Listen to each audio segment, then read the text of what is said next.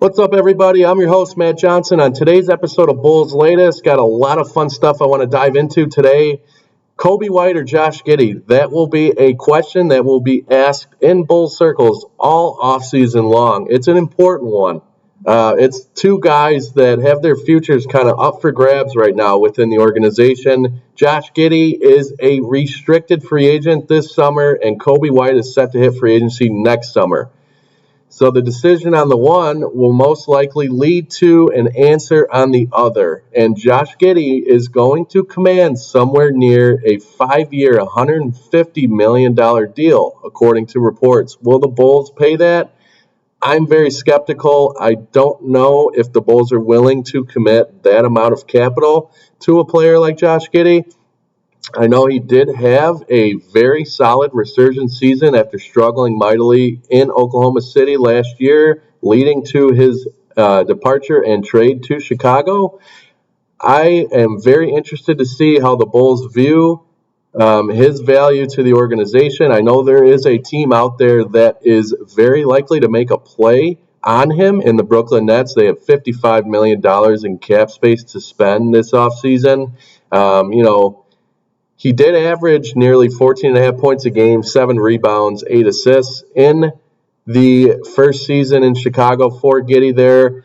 Did a lot of great things, especially in the second half of the season where the Bulls had a bit of a surge there, going 17-10. He had that crazy buzzer beater, as we all know, against the Lakers. That was a lot of fun, but I just don't foresee the Bulls committing, if the history holds true, a ton of money to a player like him. And in today's modern NBA, you look around at these competitive teams who are constantly in the top 6 and pushing their way to conference finals and through the first round of the playoffs. They have cornerstone players. Giannis Antetokounmpo, Jason Tatum, Shai Gilgeous-Alexander, Anthony Edwards, guys of that mold. Those are guys who fit the contract that Josh Giddy is seeking. I don't know if he warrants that type of money. I know the market is up on him because of the year that he had, but that's we'll see how that market continues to develop as he hits free agency here. I know the Bulls will have the last laugh as they'll be able to match any offer given to him. But I don't think, and I'm very skeptical, the Bulls will keep him around to pay him that kind of money. I think him going to an organization like the Brooklyn Nets, who are in a very strong rebuild, stronger than what the Bulls are doing currently, I think Brooklyn can pay him that type of money and should. I think that he would fit well over there. I think Kobe White, is a name that we'll continue to watch as the offseason progresses here, but there's a very good chance, and I did see a report yesterday, but there's a very good chance that the Bulls could move on from both Kobe White and Josh Giddy there. I think both guys could find a new home sometime throughout this next season. I think Josh Giddy could find a new home a lot sooner, given that Brooklyn is said to want to make a play on him, but we'll keep an eye on all that stuff and see where each player lands. I do think the Bulls bringing in numerous guards into pre-draft workouts also bodes to the fact that they're looking to kind of move on from both guys there as well. I've talked about Julian Phillips and what he brings to the table in his final year of his contract. It'll be interesting to see if they renew his deal there. He's a guy who has a lot of young promise. As far as Dalen Terry goes, he's kind of in that same grouping there. I do believe they move on from those two guys as well, however. So that leaves you with Ayo Dosunmu and Kobe White, two guys that I could see them moving on from. So it'll be interesting to see what the Bulls backcourt looks like going into next season. There could be a lot of shifting and changing going on in that part of the roster. I think it'll be something that we'll have to wait and see on. I think the Bulls will think long and hard on Josh Giddy and take into account how productive he was for them this past year, but I don't know if he is the guy you want to roll the dice on and make the guy, so to speak, and the guy you build around. I don't know if he fits that. I think I think you want to bring in a Giannis Antetokounmpo or a Kevin Durant of the world, a player of that temperament to set as the centerpiece to your team. And I don't know if Josh Giddy is remotely close to that personally. So it'll be interesting. We'll continue to watch that.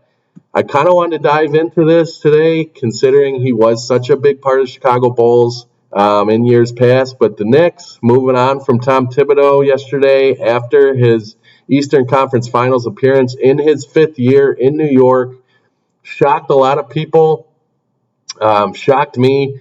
Certainly, I think he had a very good shot to stay in New York, or I thought he did, but obviously management thought different there. I don't know if certain guys wanted him out. I know Jalen Brunson kind of backed him, but, he led the Knicks to their first Eastern Conference Finals in 25 years. It's very hard to believe that they moved on from a guy like that after the success that he's kind of built there in New York. He made the playoffs in 4 of the 5 years he was there, led the Knicks to consecutive 50-plus win seasons for the first time since the 90s.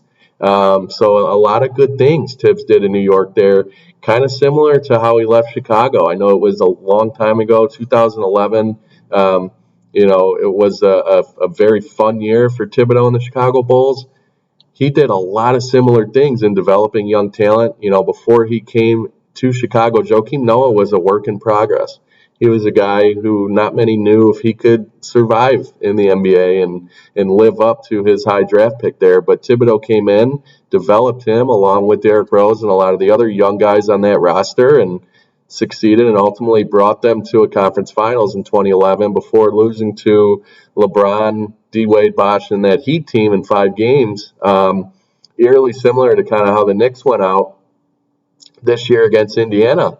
He showed a lot of success in both places, ends up without a job both times there. Everywhere he's been, he's built that organization up from where they were in Minnesota, took them to the playoffs for the first time in years, did so in Chicago multiple times. He did the same thing in New York, and it'll be interesting to see where New York goes. But a Tibbs reunion in Chicago, could it be possible? I don't believe it's likely. However, I thought I'd bring up the question just because not everyone knows what the situation with Billy Donovan's going to be moving forward. Billy Donovan, believe it or not, is the 3rd longest tenured NBA coach now, with the departure of Tom Thibodeau there, behind only Eric Spoelstra in Miami and Steve Kerr in Golden State. So Billy Donovan, 3rd longest tenured coach in the league currently. So I'm a big fan of Billy Donovan, what he brings to the table. I do enjoy how he coaches and his style, and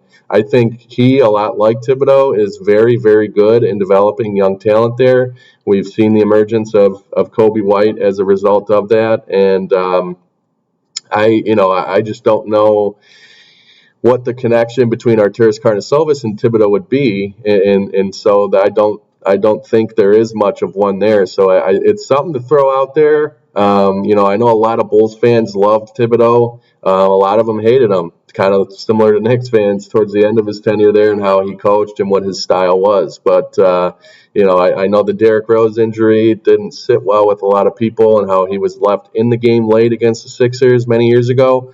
It kind of changed the trajectory on a career of Derrick Rose, and many believe that was mismanaged. Very similar to how a lot of Knicks fans believed he mismanaged a lot of the minutes for these stars. So it's a fun question to ask. I don't think it's likely, but wanted to throw that out there to see what you guys thought. I think it's far more likely the Bulls do retain Billy Donovan. It is rumored that he did receive a multi-year extension at some point within this past season. The report on the actual deal has not come out, and the Bulls are notorious for doing that underneath the table there.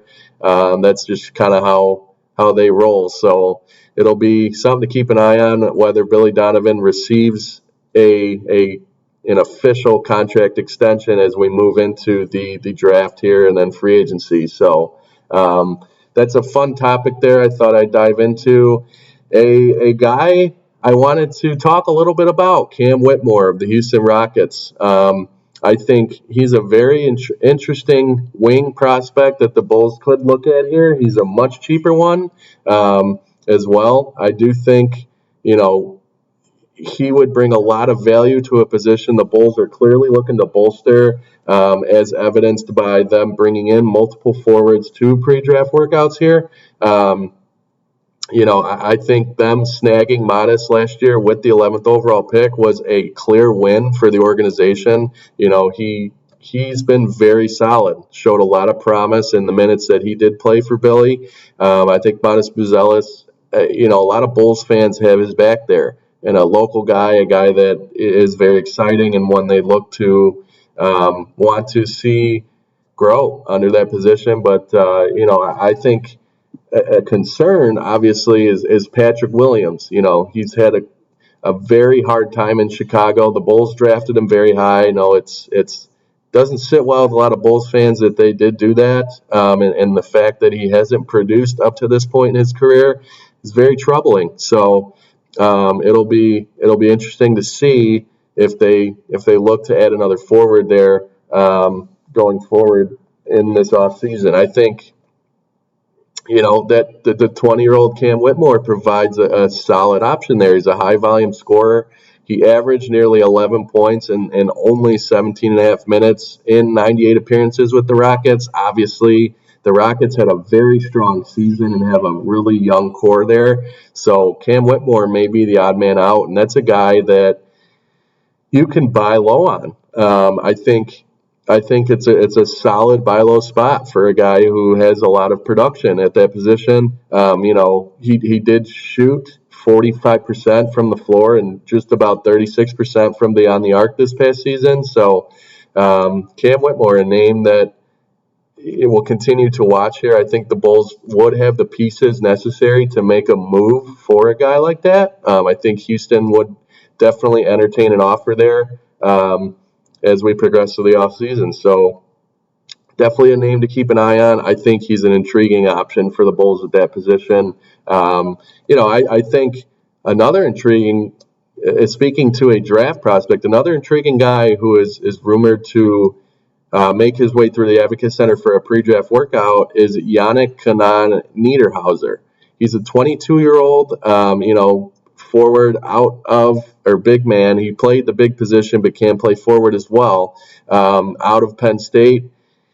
He was a late bloomer, began his career at NIU, only averaged about 7.5 minutes a game, which makes his year at Penn State all that more impressive. This past season, he averaged nearly 13 points a game, 6.5 rebounds in a very solid Big Ten conference at Penn State. So I think, he measured terrific at the Combine there. That performance at the Combine could thrust him into late first round, early second round positioning there in the draft. So Yannik Kanan Niederhauser is a guy to keep an eye on. I wanted to kind of touch upon his name there as a recent surging name among draft prospects there, a guy that could address a position the Bulls would most certainly need to look at moving forward here. A lot of moving pieces with this Bulls team currently. A lot of things that are going to continue to be rumored moving forward in the coming days and weeks here. I'm excited to continue to dive into a lot of this stuff and take a look at what's transpiring with this Bulls organization. A lot of stuff is uncertain. A lot of things are moving and players and stuff is happening. So we'll continue to dive into that in future episodes on Bulls Latest here. I want to thank you all for joining me. As always, hope you have a great day. Hit that like and subscribe button. Goes a long way. Would greatly appreciate it. And we will see you guys next time.